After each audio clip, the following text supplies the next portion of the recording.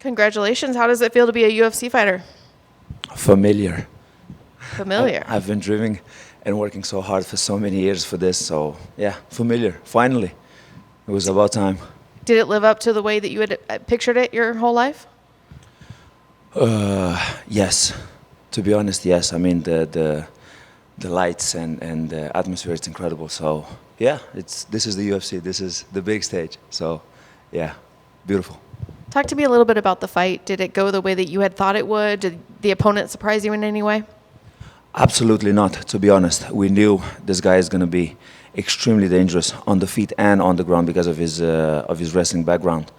I knew I need to weather the storm a little bit because, you know, with these kind of guys, you can't just go head in. And yeah, at some point I just went head in and, well, look at this. I got hit quite a few times. So, but I knew I need to weather the storm in the first round. And then I came out in the second and finished the job. I knew, I said it, I was going to finish him in the second round. Can you talk to me a little bit about maybe, have you thought about your debut, where you'd like to fight at? Ideal, somebody you'd like to fight, or even a location or a date? A date? I don't know. They gave me 30 days suspension now, you know, because, well, the fight. I hope I would be able to fight before the end of the year. That would be nice. Where? Somewhere with crowd. I want to do that with crowd, you know? And that with crowd, that's $50,000 bonus, 100%. So I would like to do that with crowd. So yeah, hopefully a crowd event. That's my wish. That's what I would love. What did you think of that? Was it your first time fighting in a situation like that where there wasn't that many fans? Yeah, it was the first time. I fought in small venues, you know, but not like this. It was so quiet in there. You know, I was able to hear everything from the commentary to my corner to his corner to people in the crowd. Like I was able to hear everything. So it was kind of surreal. It was kind of weird. Didn't throw me off, but it was new.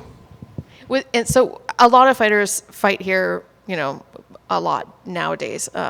Was there anything that you learned from fighting in this situation that maybe you hadn't anticipated that you would be able to take into your next fight?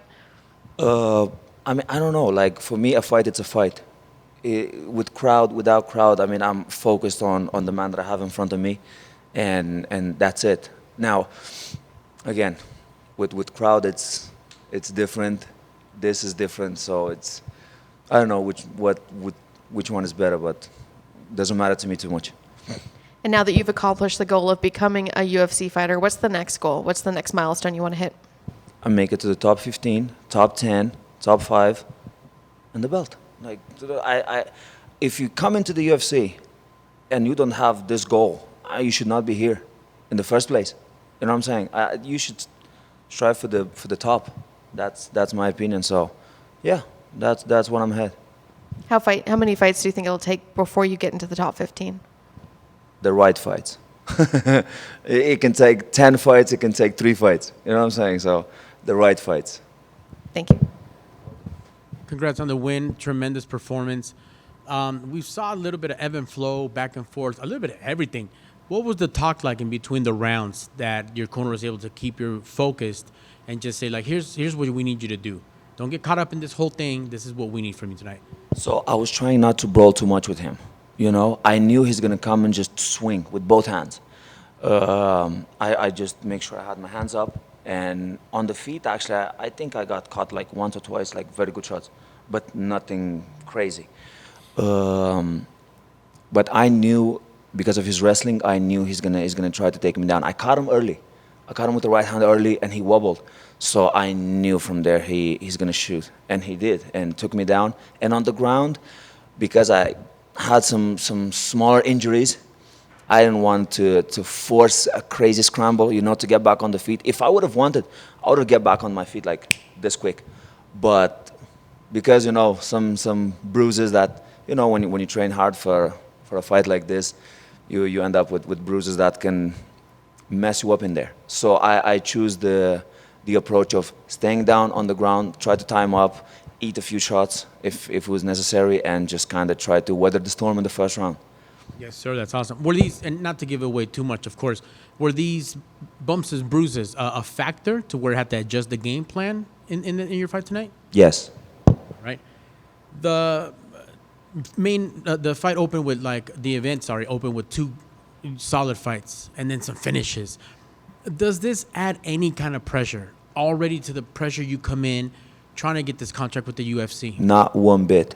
Not one bit. I mean, I've been dreaming. I've been working for 10 years for this thing, with the sole goal of being here today. So yeah, I don't care who's fighting before me and how he performed or she performed. I don't care. I'm gonna just be focused on my fight and do my thing. That's it. So no pressure. Give me more pressure if it's for that. Yes, sir. I love it. And something else that I really appreciate you saying is that top 15 mentality. Like, why are you in here if you're not trying to go for the top, go for the gold? But why has the game changed, in your opinion, that some guys and girls might want to just get that shoe deal, that TV spot, that movie, and or maybe protect their records and not always have that attitude you have of like, I'm here to be the best. If not, why am I even here?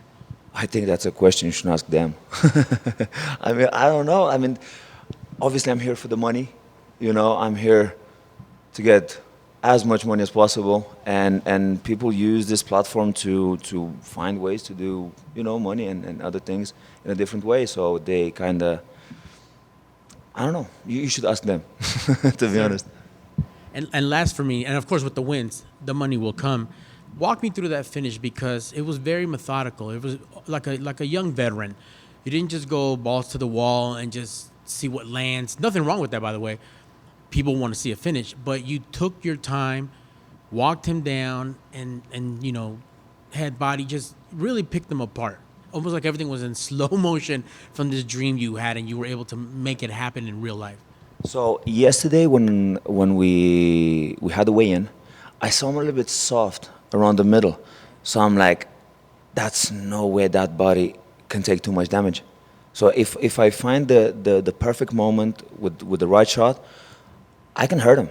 You know, I can do some damage there. And I tried with some knees, and I caught him with, I think, 1 or 2 knees with a punch, and then with the middle kick at the end.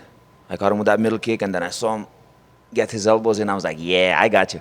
And then I just kind of try not to rush. I knew he's going to shoot, and he did. Then I just got out of that little thing, you know, on the ground. I just freed my leg and went for the kill.